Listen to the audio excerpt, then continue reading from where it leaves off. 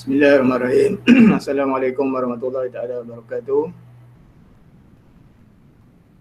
Waalaikumsalam warahmatullahi wabarakatuh. Waalaikumsalam. Salam. Baik, apa khabar semua murid-murid? Sihat? Baik. Baik, Sihat. baik. Alhamdulillah. Alhamdulillah Kita sehat. dalam buku Kitab Al-Fatihah. A'udzubillahi minasyaitonirrajim. Bismillahirrahmanirrahim. Alhamdulillahirabbil alamin, arrahmanirrahim, maliki yaumiddin. Iyyaka na'budu wa iyyaka nasta'in. Ihdinas siratal mustaqim. Siratal ladzina an'amta 'alaihim ghairil maghdubi 'alaihim waladdallin. Amin. Tanda tangan kita baca doa. A'udzubillahi minasyaitonirrajim. Bismillahirrahmanirrahim. Alhamdulillahirabbil alamin wassalatu wassalamu ala asyrofil anbiya'i wal mursalin wa ala alihi wa ashabihi ajma'in. Allahumma inna nas'aluka ridhaka wal jannah wa na'udzubika min sakhatika wan nar. Allahumma iftah 'alaina hikmataka wa anshur 'alaina min khazaini rahmatika ya arhamar rahimin. Rabbi shrah lana sudurana wa yassir lana umurana wa hlul 'uqdatam min lisanina yafqahu qawlana. Allahumma zidna ilma warzuqna fahma. Rabbi shrah lana sudurana wa yassir lana umurana wa hlul 'uqdatam min lisanina yafqahu qawlana. Rabbana atina fid dunya hasanah wa fil akhirati hasanah wa qina azabannar. Sallallahu alaihi sayyidina Muhammad wa ala alihi wa sahbihi wasallam. Walhamdulillahi rabbil alamin. Baik, alhamdulillah. Syukur kita kepada Allah SWT pada kali ini, hari ini dapat kita berjumpa kembali dalam sesi pembelajaran kita menggunakan Google Meet. Walaupun kita berada di tempat yang lain, tapi dengan izin Allah SWT, dengan adanya teknologi yang ada pada zaman sekarang, kita dapat teruskan pembelajaran kita. Baik, pada hari ini kita akan bincangkan tajuk yang ke-10, pelajaran yang ke-10 dalam bidang hadis. Semua saya rasa semua dah dapat buku teks, betul tak? Kan? Kalau dah dapat, yang dah dapat tu, yang ada boleh rujuk-rujuk. Dan semua saya rasa dah dibekalkan dengan modul. Jadi setiap tajuk nanti akan disediakan modul latihan, latih to be, modul latih to be.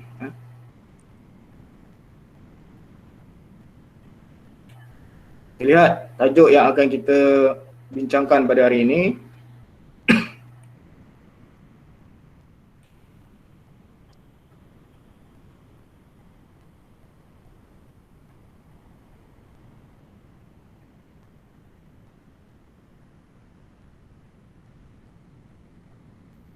Tajuk yang kita akan bincangkan pada hari ini sebenarnya telah saya maklumkan minggu lepas lagi. Pada hari Jumaat minggu lepas, saya ada bagi tugasan kepada kamu supaya menonton video klip YouTube daripada seorang guru pendidikan Islam. Tajuk yang sama, cuma hari ini kita akan saya akan terangkanlah supaya lebih faham lagi.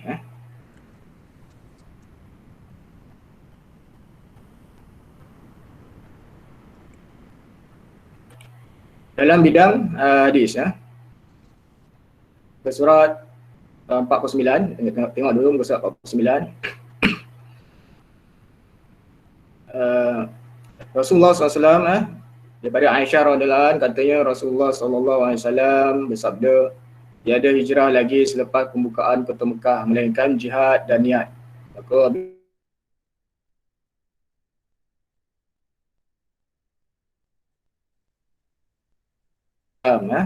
yang memerintahkan kita supaya berjihad,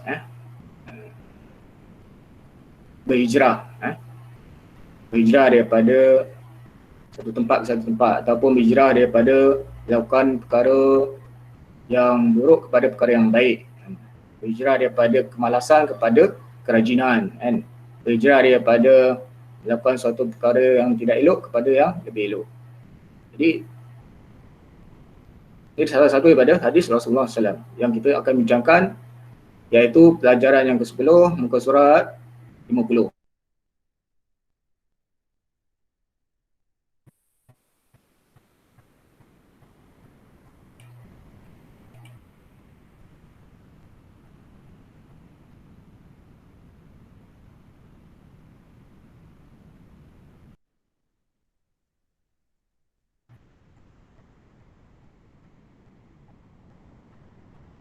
Pelajaran 10, hadis sumber hukum.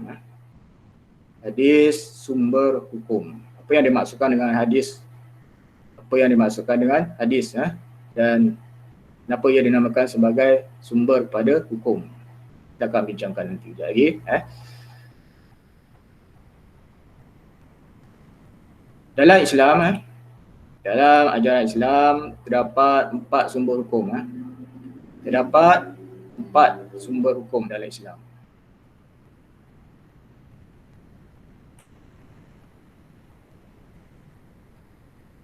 Dalam Islam terdapat 4 sumber hukum, iaitu yang pertama Al-Quran, yang kedua hadis, yang ketiga ijma', dan yang keempat qiyas. Al-Quran daripada Allah SWT, kalamullah, kata-kata Allah Ta'ala. Itu adalah hukum Islam yang pertama, perundangan ataupun sumber rujukan yang utama. Lepas tu adalah hadis. Hadis yang akan kita bincangkan nanti. Ijma', apa dia ijma'? Ijma' ialah kesepakatan ulama' dan qiyas. Yang dua ni kita tak akan bincangkan lah. Yang dua ni kalau nak bincangkan dia lebih mendalam lagi. Kita akan bincangkan nanti yang kedua, iaitu tentang hadis. Hadis ialah sumber rujukan kedua selepas Al-Quran. Selepas Al-Quran, kita nak merujuk hukum ataupun satu-satu perundangan dalam Islam dengan melalui hadis. Rujukan kita selain Al-Quran adalah hadis. Al-Quran dan hadis saling diperlukan oleh umat Islam. Siapa yang mengabaikan Al-Quran dan hadis atau satu daripadanya akan sesat. Kalau dia berpegang hanya kepada Al-Quran, dia tidak berpegang pada hadis, ada golongan puak ataupun golongan anti hadis, dia tidak percaya pada hadis, maka dia adalah golongan yang sesat. Dia hanya pegang pada Al-Quran saja, tak pegang pada hadis, sesat.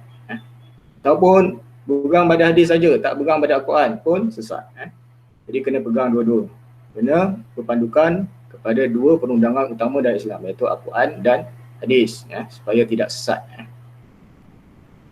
Hadis dijadikan panduan oleh para ulama untuk memahami dengan lebih jelas maksud isi kandungan Al-Quran. Isi kandungan Al-Quran kadang-kadang kita memerlukan penelitian ataupun ketidakjelasan, maka dijelaskan oleh hadis Rasulullah SAW. Jadi terdapat beberapa kitab hadis yang menjadi rujukan utama.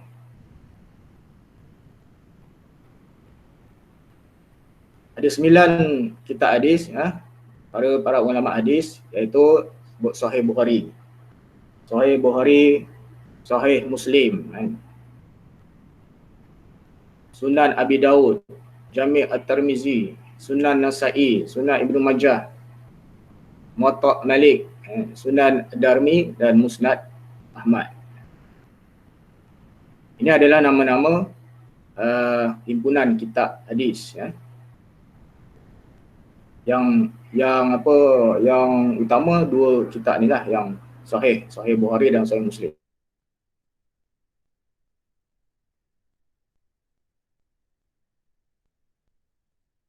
Apa yang dimaksudkan dengan hadis ni? Hadis ialah dari segi bahasa maksudnya kata-kata atau baharu. Kata-kata atau baharu. Dari segi istilah ialah sesuatu yang disandarkan. Disandarkan maksudnya apa? Disandarkan iaitu apa-apa yang datang daripada Rasulullah SAW, Nabi Muhammad SAW. sama ada dalam bentuk percakapan, dalam bentuk perbuatan, dalam bentuk apa lagi, pengakuan atau persetujuan, dan juga dalam bentuk sifat.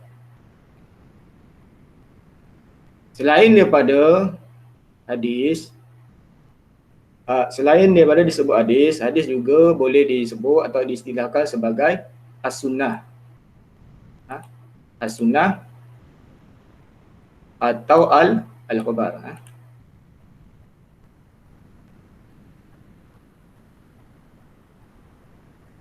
Itu kita kadang dengar, kita hendaklah mengikut sunnah Nabi kan. Sunnah maksudnya apa? Hadis lah kan. Baik. Seterusnya, hadis mempunyai dua kumpulan penting, iaitu sanad dan matan.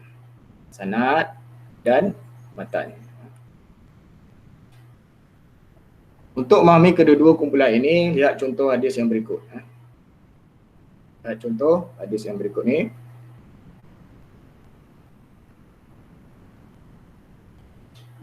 Sanad. Sanad maksudnya apa? Iaitu dari segi bahasa, iaitu sandaran. Iaitu dari segi istilah rangkaian perawi yang menyampaikan suatu matan hadis. Rangkaian perawi maksudnya apa? Perawi maksudnya orang yang meriwayatkan, orang yang menerima hadis. Sanad ialah rangkaian perawi. Perawi siapa? Perawi ni lah orang yang meriwayatkan hadis, yang menerima hadis. Siapa? Iaitu Imam Bukhari.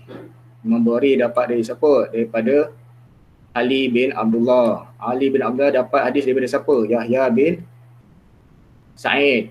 Yahya bin Sa'id dapat hadis daripada siapa? Sufyan. Sufyan dapat hadis daripada Mansur. Mansur dapat daripada Mujahid. Mujahid dapat daripada Tawus. Tawus dapat daripada Ibnu Abbas. Ibnu Abbas radhiyallahu anhu dapat daripada Rasulullah. Rasulullah SAW dia bersabda apa? La hijrata ba'dal fathi walakin jihadun wa niyah wa iza stumfirtum famfiru. Tadilah hadis dalam awal-awal tadi yang mukadimah tadi Ustaz bagi tahu ni apa yang nak disampaikan Nabi ni disebut matan. Maksudnya matan ialah apa? Teks. Dari segi bahasa sesuatu yang jelas dan zahir. Teks. Dari segi istilah iaitu teks yang ada dalam hadis. Teks hadis yang terdapat selepas berakhirnya sanad. Sanad himpunan periwayat hadis. Matan, teks hadis. Apa yang nak disampaikan oleh Rasulullah SAW. Itu adalah matan nama dia. Kemudian ada disebut sini muttafaqun alaih. Muttafaqun alaih ialah merujuk hadis yang disampaikan oleh dua ulama hadis yang terkemuka, iaitu Imam Bukhari dan Imam Muslim. Dua ulama ni iaitu Imam Bukhari dan Imam Muslim adalah ulama hadis yang terkemuka kan. Baik. Setakat ni faham? Baik-baik. Faham? Ada soalan? Belum kita lanjutkan lagi? Ada. Boleh dengar suara saya tak? Boleh. Boleh cikgu, boleh.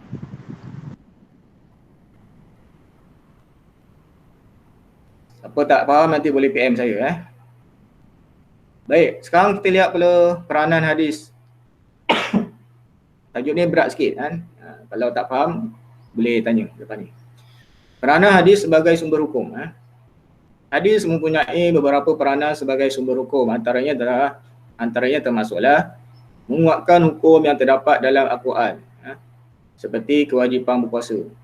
Dalam Al-Quran, dalam surah Al-Baqarah ayat 155, Allah Ta'ala berfirman, Faman a'udzubillahi minasyaitonirrajim, faman syahida minkumus syahra falyasum. Siapa yang antara kamu menyaksikan anak bulan Ramadan, maka hendaklah dia berpuasa.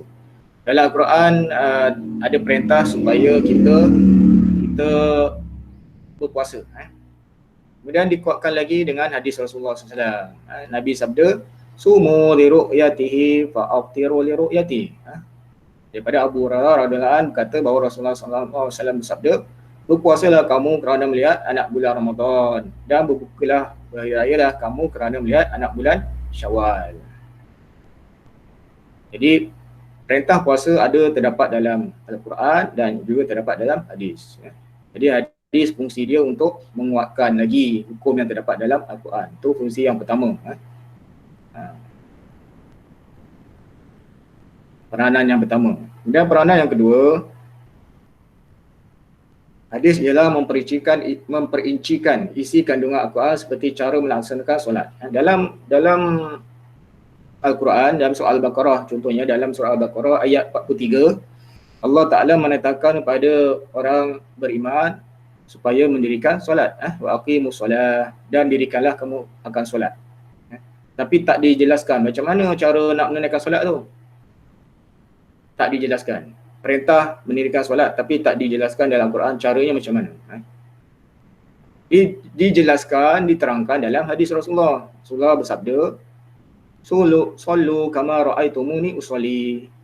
Rasulullah bersabda, solatlah kamu sebagaimana kamu melihat aku solat. Maksudnya, kita solat sekarang ni, kita berdiri kan, rukuk, i'tidal, sujud, tahiyat awal, kan, tahiyat akhir, salam, semua tu adalah kita mengikut siapa?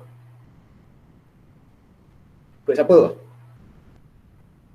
Rasulullah SAW. Melalui mana? Hadis. Melalui hadisnya. Kalau orang yang dia tak percaya hadis, dia tak solat lah maksudnya. Kan? Orang tak percaya hadis, dia tak solat lah sebab dia tak ikut Rasulullah. Kan? Tak percaya pada hadis. Lepas tu, hadis antara peranannya yang kedua iaitu dia menerangkan, memperincikan lagi isi kandungan Al-Quran. Kemudian peranan hadis yang ketiga, menjelaskan hukum yang tiada dalam Al-Quran seperti pengharaman emas dan sutera kepada lelaki. Dalam Al-Quran tak disebut haram bagi lelaki memakai kain sutera dan memakai emas, tak ada. Yang ada dalam hadis. Dalam hadis disebut daripada Anil Bara' bin Azib qala Rasulullah bersabda, amarana Rasulullah SAW bisab'in wa nahana an nahana an khatamiz zab wa lubsil harir.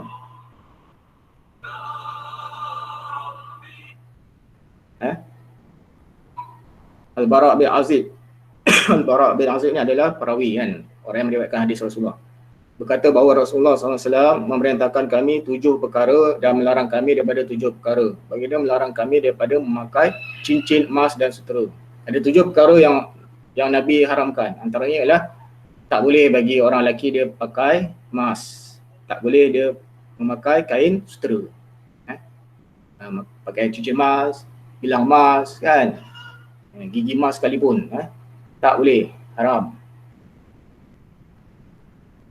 Pakai kain sutera, baju batik buat daripada sutera pun tak boleh, haram. Orang lelaki dia tak boleh memakai emas dan memakai sutera. Dalam Al-Quran tak ada diterangkan, tapi diterangkan hukumnya dalam hadis. Itu peranan hadis ya, menjelaskan hukum yang tidak dapat dalam Al-Quran. Jadi ada tiga peranan hadis ya. Okey. Seterusnya pengelasan hadis. Baik, ada 4 aspek. Dari segi percakapan, perbuatan, pengakuan atau persetujuan dan sifat. Percakapan, iaitu sesuatu yang diucapkan oleh Nabi. Contohnya an Abi Hurairah radhiyallahu anhu Nabi SAW qala wal haya'u syu'batun minal iman. Abu Hurairah radhiyallahu anhu berkata bahawa Rasulullah SAW bersabda, malu itu satu cabang daripada iman. Cakapan, Nabi sendiri bercakap. Nabi sendiri lepas daripada mulutnya, Nabi bercakap. Nabi cakap apa? Malu itu satu cabang daripada iman. Jadi hadis, salah satu aspek dia adalah dari segi percakapan Nabi. Nabi sendiri yang melafazkan ucapan tersebut. Kemudian hadis juga salah satu aspek dia dari segi perbuatan. Nabi tak bercakap tapi Nabi buat. Satu yang dilakukan oleh Nabi SAW. Contohnya hadis daripada Anas bin Malik radhiyallahu anhu yaqul kana Rasulullah SAW yastanji bil ma'. Anas bin Malik radhiyallahu anhu berkata bahawa Rasulullah SAW beristinja dengan air. Ini hadis dari segi perbuatan. Nabi tak bercakap, tapi sahabat Nabi melihat, iaitu Anas bin Malik ni sahabat Nabi, dia melihat Nabi kalau beristinja dia menggunakan air. Istinja tahu kan? Istinja ni mencucikan najis dengan air. Jadi ini hadis dari segi aspek perbuatan. Kemudian pengakuan. Hadis juga terdapat dalam aspek pengakuan atau persetujuan. Iaitu diam Nabi SAW terhadap suatu perbuatan atau percakapan sahabat tanpa melarangnya. Contohnya dalam hadis yang diriwayatkan oleh Aisyah radhiyallahu anha, dia berkata, aku bermain anak patung bersama-sama rakanku. Apabila Rasulullah SAW masuk ke rumah, rakanku bersembunyi. Rasulullah SAW mengeluarkan mereka sehingga mereka dapat bermain denganku semula. Ini adalah hadis dari segi pengakuan. Maksudnya persetujuan Nabi. Nabi tak melarang. Dalam hadis ini menyatakan bahawasanya Nabi tidak melarang seorang anak perempuan bermain anak patung. Anak patung kan. Maksudnya boleh tak main anak patung? Boleh. Asalkan anak patung tu bukan untuk disembah. Kalau disembah tak boleh lah. Tapi kalau anak patung tu untuk dibuat mainan kanak-kanak dalam Islam, boleh kan. Kamu dulu kecil-kecil main anak patung kan, ataupun main apa, Superman ke kan, Iron Man ke kan, main dalam Islam dibolehkan. Tapi kalau patung tu, mainan tu disembah, tu haram, tak boleh. Baik. Kemudian dari segi aspek sifat, perkhabaran tentang sifat kejadian dan sifat kepribadian Rasulullah SAW. Contoh sifat kepribadian Nabi, iaitu terjemah dia daripada Abu Sa'id Al-Khudri radhiyallahu anhu berkata bahawa Rasulullah SAW lebih pemalu daripada anak gadis sunti di biliknya. Ini sifat. Hadis dari aspek sifat, sifat Nabi. Siapa yang mengkhabarkan atau memberitakan hadis ni? Abu Sa'id Al-Khudri. Dia menyatakan bahawasanya Rasulullah ni ada satu sifat. Sifat apa? Sifat malu. Sifat malu dia melebihi seorang anak gadis sunti kan, yang berada di biliknya. Apa faham maksud hadis ni? Maksudnya Rasulullah SAW mempunyai sifat malu, dan malu dia adalah malu yang bertempat, dan kalau malu tu sehingga tidak mendatangkan dosa kan. Kalau malu tu mendatangkan dosa, tak. Itu malu tu boleh mendatangkan dosa kan. Malu yang sepatutnya adalah malu yang yang tidak mendatangkan dosa kan. Kalau malu tu mendatangkan dosa, malu tu tak bertempat lah.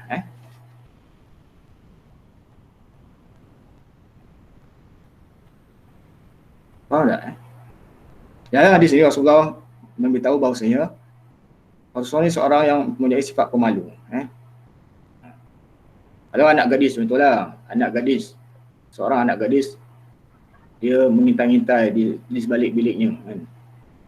Dia mengintai seorang jaga di luar rumah kan. Dia malu nak tengok, tapi dia mengintai. Maksudnya kalau Rasulullah, dia tak akan buat kan. Maksudnya Rasulullah lebih malu lagi kan. Kalau Rasulullah bersindung, dia tak akan mengintai-intai lagi dah.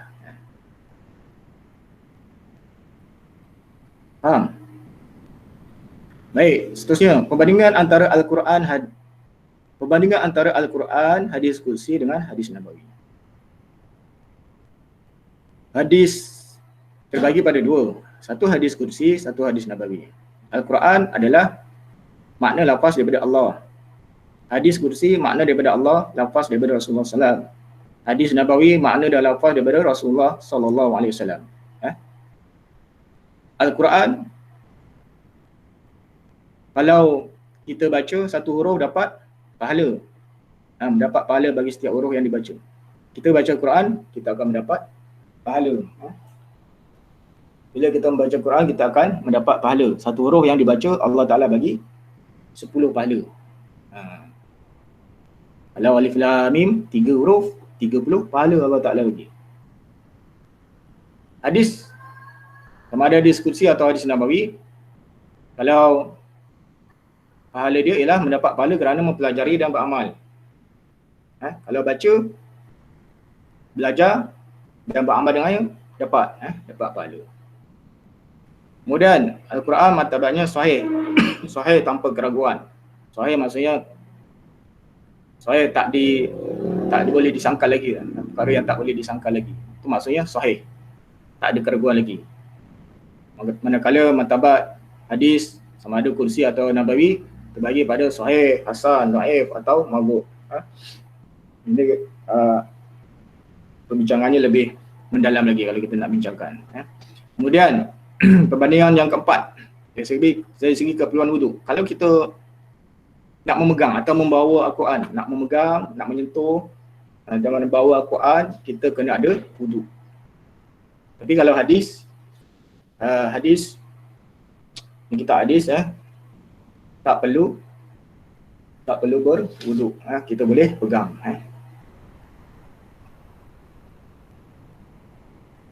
Ini contoh. Contoh Al-Quran surah Al-Maidah ayat 38. A'udzubillahi minasyaitonirrajim. Wasariqu wasariqatu faqta'u aydiyahuma. Orang lelaki atau perempuan yang mencuri, potonglah tangan mereka. Dalam Al-Quran.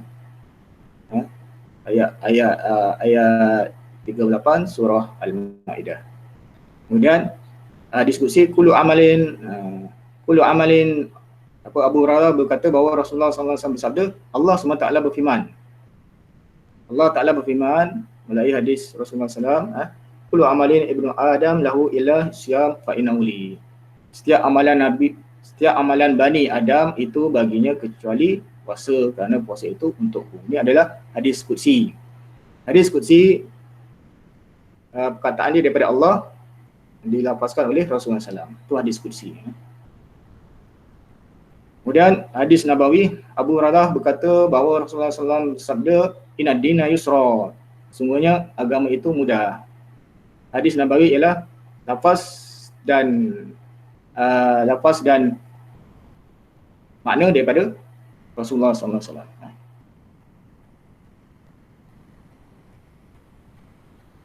Okey. Kita dah hampir ke penghujung. Ada soalan? Kalau nak soal nanti boleh tanya Ustaz lah. WhatsApp dengan Ustaz lah, tak faham. Bagi mesej ataupun jawab. Kalau kau boleh pandai, boleh jawab soalan ni, InsyaAllah kamu boleh faham. Okey, tugasan kamu. Tugasan kamu ada dalam link tadi. Dalam link yang saya bagi. Soalan kuis. Soalan kuis itu jawapannya ada di sini. Dalam jawapan kuis tu ada perlu letak kat sini juga.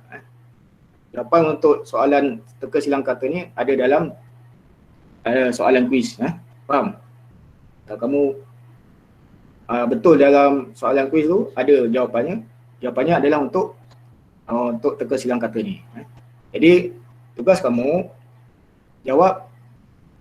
buat salin dalam buku tulis teka silang kata ni, dalam buku teks muka surat 55 tu. Kamu tak payah salin ni lah, tak apalah, tak payah salin dia punya tulisan ni kan. Tak payah tulis nombor 1 martabat saya 2, tak payah. Kamu salin ni je. Salin kotak-kotak ni, kemudian jawab terus. Jawapannya kat mana? Jawapannya ada dalam soalan kuis yang saya bagi.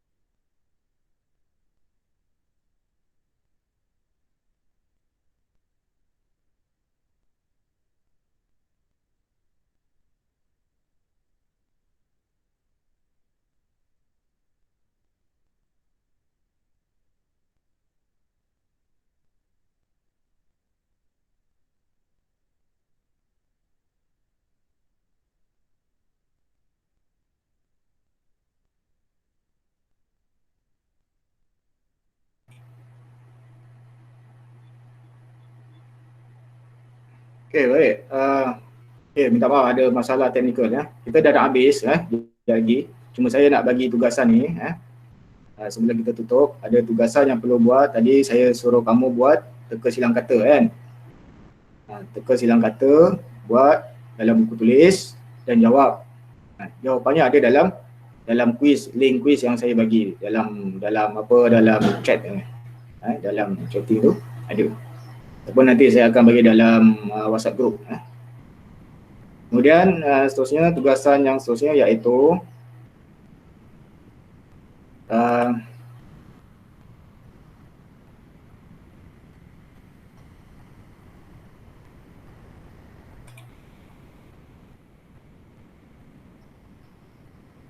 kamu buat juga dalam buku tulis iaitu soal latihan penilaian ya. Latihan penilaian nombor 1, nombor 2, nombor 3, nombor 4 dan nombor 5 dalam buku tulis. Ada 5 soalan.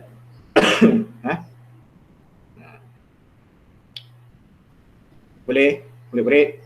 Ada masalah ke nak buat? Boleh. Boleh. Ustaz, Semua jawapan ada dalam buku. Ustaz, Semua yang jawapan ni ada. kena buat ke? Ya. Yang ni kena buat ke? Apa tak dengar apa? Yang ni kena buat ke? Kena lah. Ini buat dalam buku latihan. Sediakan satu buku. Ada 5 soalan. Ustaz, buku teks tak ada. Buku teks tak ada.